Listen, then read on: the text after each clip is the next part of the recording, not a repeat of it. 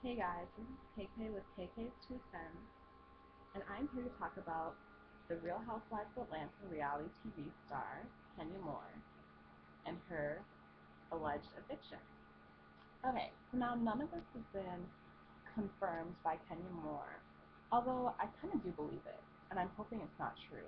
But let me just first start with this. Kenya, I'm so sorry to hear this news. I really do wish that this is not true. And I mean, if it is, please get it together. I'm so sorry. I do not want to see anybody getting evicted. I do not think this is funny in any way. I'm just here to sound off and give you my 2 cents. Okay, so let me just also say that I am not a fan of Penny Moore. I actually really did not like her on the show. I thought she was stuck in the past and her little Miss USA win, which is definitely a big deal. I'm not going to diminish that, but please, I'm going to be honest with you, Miss Penny Moore. I didn't really know much about you till you were on the show. And so did a lot of people. So I'm not a fan, and I just need to say that. So, but I am gonna just, you know, still not be biased when I say this about you. With eviction and everything, I just think that the whole thing is just kind of crazy to me. It just leaves me scratching my head because Miss Kenya, and this is another reason why I don't like you. You would always just talk about yourself and be like, "Oh my goodness, I am so rich. I'm a multi-million-dollar video movie producer, and you can't pay your rent." And for all you guys out there, she's living in a mansion in Atlanta. Um, the mansion's rent is about 3,980, some random number like that. And we're gonna just call it 4,000. We'll round it to 4,000 or something. So that's the amount she has to pay each month. And my thing is that if you can't afford that, you're just one woman and you don't have a live-in boyfriend or anything like that. I mean, it's just you. Move into an apartment. Atlanta is like, Hotlanta. Hotlanta. I mean, there are so many rich, ritzy places that you can move into, like nice, gorgeous apartments that you can move into and, still feel like you're living it up and they're less expensive. You don't need a mansion when it's just you. That's such a waste of money, especially when you can't make the rent. And the reason why I'm really scratching my head is because I'm not saying that 3,980 or $4,000 rent is not a lot. That's certainly no chump change. I mean, money is money. Even a dollar is something. A penny is a penny. It's something. It's still currency. So I'm not trying to just belittle money. Money is important. Um, I'm not going to be saying that $4,000. No. I'm just saying that for somebody who says that they produce multi-million-dollar videos and the like, and you can't pay your rent, that's $4,000. And on top of that, too, what happened to that oil tycoon boyfriend you had? Shouldn't he be helping you out if you're really in that, dire, stressed out, I mean, destitute um, financial situation? I'm just saying. Okay, so for all you guys that have never lived in your own place or never rented an apartment or, are just clueless about real estate or just are clueless about real estate in terms of big cities, I'm just going to start off by saying that value in Atlanta, you get a lot for your money, so that's great. That's why she's able to be in a mansion and paying only like 4,000 a month. But let me just, put this in perspective. Last summer, I had a blast. I lived in Soho, and that is in Manhattan, a borough in New York City. For all you guys that are watching me from overseas, how you doing? Shout out to you guys. Love you. Thank you for watching. Um, so that is a very, very ritzy, expensive neighborhood. It's by Tribeca, which I think is one of the most expensive neighborhoods in the U.S. New York City in general is expensive. Manhattan, very ritzy, very expensive, especially that part. So, um, yeah, Soho was expensive. So I was thinking of staying in New York City, in that area, or close to that area. I was thinking of staying there this summer, but I ended up staying at home, which is cool. I'm decided to stay home. I was thinking, you know, of all the different options for the summer, and so of course I'm the type of person that I like to plan things early. I never like to just rush into things. I'm a planner. So for me, I was definitely meeting with different real estate people and asking around and doing my own Googling, my research. And I found out that a studio apartment, by the way, all of you guys again that don't know, a studio is very tiny. It's basically like one room, and then you have a tiny room for your bathroom, and your kitchen and your bedroom are basically like all in the same place. That's like the basic definition of a studio. Of course, you can get a bigger studio where things are sort of sectioned off, but that's a studio. So it's very tiny, and a lot of people in New York City will live in studios, especially college students, young professionals, just because rent is so crazy expensive in New York City in general, and people don't really care about the space they have. Because I mean, there's just real estate. It's so hard to get real estate in New York City because, um, I mean, people are moving in and out, in and out, in and out. It's never just like there. Space is so scarce. And what I mean to clarify by saying that people don't care about the space they're in is that you're by so much excitement and everything, people just kind of want a safe, clean place to stay. And if the room is small, they don't mind too much because New Yorkers are really used to tight spaces. Like the subways are always, crowded with all those people. You got to be used to some cramped spaces, right? Even I kind of got like used to it, being on subways and living with a bunch of roommates and things like that. You just kind of get used to it. Okay,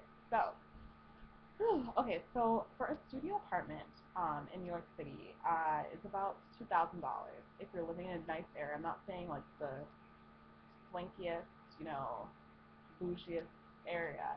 I'm just saying a decent area. I know Soho is bougie and stuff. So not necessarily talking about Soho, but there are other nice areas that are not super. I mean, they're expensive, but relatively speaking, they're pretty. I mean, it's New York, so it's all expensive, but they're well priced compared to another place. Um, so those areas are about $2,000 for a studio, like I said, and so to me, I'm not saying again $4,000 isn't money.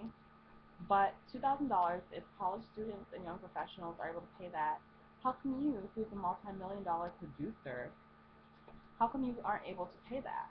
I mean, I'm not, again, like, I'm just putting into perspective that I'm so confused at how come you can't pay your rent and you're saying all this stuff, you say a lot of things, and, I'm putting into perspective, and especially for a mansion, $3,000, I mean, 4,000, let's just say 4,000, it's actually less than that, isn't that much money, compared to a mansion, when there are people that are college students, a lot of them are paying $2,000 a month for a studio in New York City. So that's confusing to me, and again, I'm scratching my head.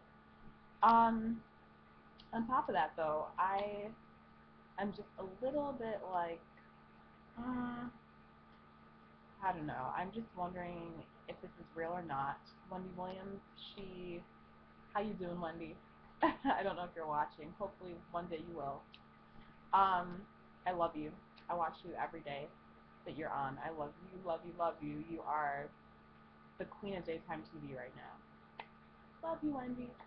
Um, I just, uh, I mean, Wendy said, and she pulled her, put the little calculation, said that Kenya had paid, she had paid most of her rent, but didn't pay like 800 something dollars.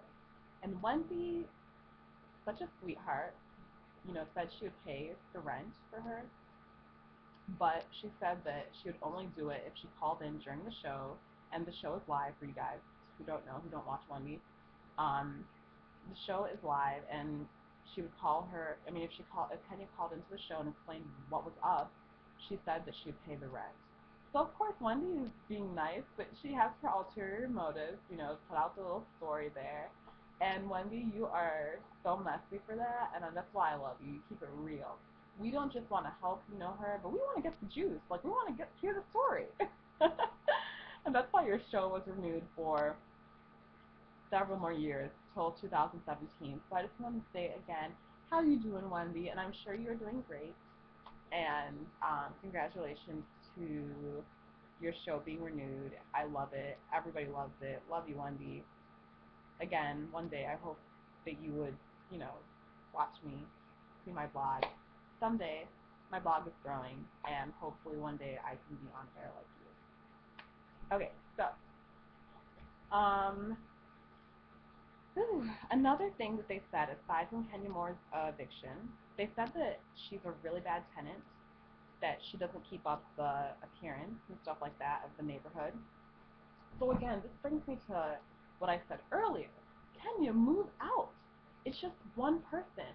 You're in a huge mansion, and it's like it's just you, just you, and it's just ridiculous. And if you can't afford to do the upkeep, that's why I said move into a really nice ritzy apartment in like a hot spot in Atlanta. You can even have like one of those really, really ritzy apartments. And I know there are ritzy apartments in cities. In New York City, they would have those little ritzy apartments that Tyra Banks and John Mayer and Dakota Fanning would live in. Like really ritzy, like really big, big apartments. And move into one of those. Like, you won't have to worry about doing the upkeep on the outside. You won't have to worry about all that stuff because, that's part of your package. It's all taken care of. And it would just be more sensible. And definitely since the cost of living in Atlanta is not as high as New York City, even though they're both amazing cities, if you're paying like almost $4,000 a month on rent for a mansion, definitely at a nice, hip and happening apartment, it's going to be less, and you're going to save your money and just be more. It's going to be a lot more economically reasonable, and you won't have to worry about that because, yeah, it doesn't look good. It just shows that you're living in a place you can't afford when you can't maintain the outside, you can't, mow the lawn, you can't pave the driveways, make sure the plants are nice and perky, the lawn is nice and green, the mailbox is nice and straight, and it's ruining the value of other houses in the neighborhood. And some people might be like, why do they care? Like, why do these people care? And again, if you don't know about housing, if you don't know about real estate, I mean, you won't know and realize that people, like, the house is most people's, like, biggest investment that they've ever had. And if all your money is tied up into your house, you definitely don't want that value to go down because with housing, being the way it is, it's like you don't need another thing bringing you down. And a lot of people, if you want to sell your house and stuff like that, you want that value to be as high as possible. So it's messing with a lot of people's money, and you don't mess with anybody's money. You don't let people mess with your money. I'd be mad if someone messed with my money. Please.